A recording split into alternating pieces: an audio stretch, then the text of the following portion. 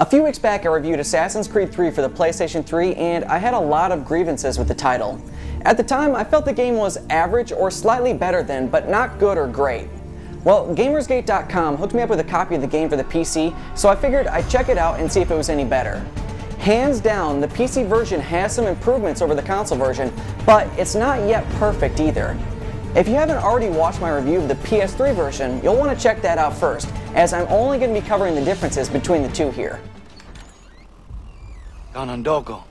Yes, my friend. What brings you here? Is the village all right? For now. What do you mean? What has happened? Men came, claiming we had to leave. They said that the land was being sold, and that the Confederacy had consented. We sent an envoy, but they would not listen. You must refuse!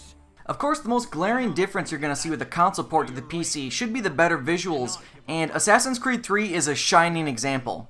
The game has a pretty noticeable difference in the quality of the graphics overall. I noticed significantly higher quality textures that for me did wonders for the presentation over the bland, washed out visuals of the console version. The draw distance is also much better in this version, but it's still not great. The quality of the graphics in the distance is better, but overall are still bland and lacking some detail. Unfortunately, there aren't a lot of graphic settings to fine-tune the game to your rig. With the settings maxed out, I was averaging around 30 frames per second in the cities and around 20 frames per second in the frontier. By modifying the settings a bit, I was able to give myself 10 or so more FPS, but this certainly isn't ideal.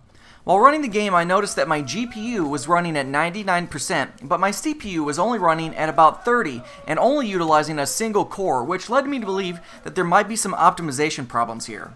A few forum searches showed that there were others experiencing performance similar to mine, so I can only hope that an optimization patch arrives in the future. While browsing the forums, I also noticed some claiming the poor optimization makes the game unplayable.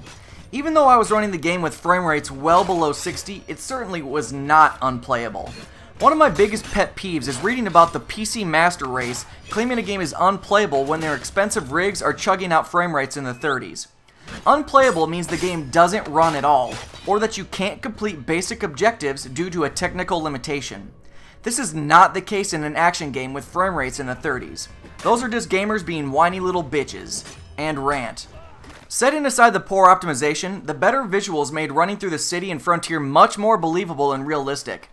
I thought the cities were bland and boring in the console version, but the addition of higher quality textures really brought things to life.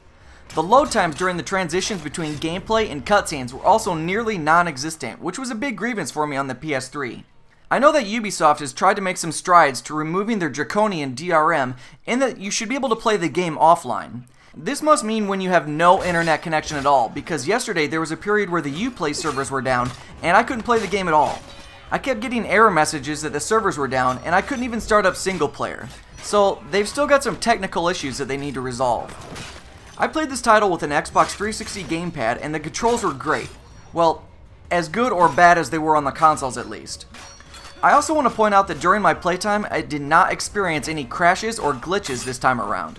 This review ended up pretty much just discussing the graphical differences between the PC and console versions, and got a little sidetracked, so I'll end with this.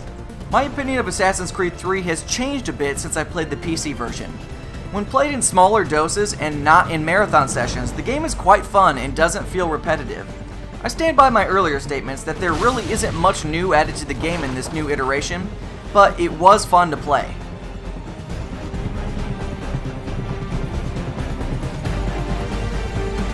Check out the full write-up and screenshots over at ZeitgeistGameReview.com. Stay up to date by following me on Twitter and Facebook, and make sure to check out all of the other great gaming entertainment on the Game Station. Don't forget to subscribe and press the thumbs up button. Thanks for watching.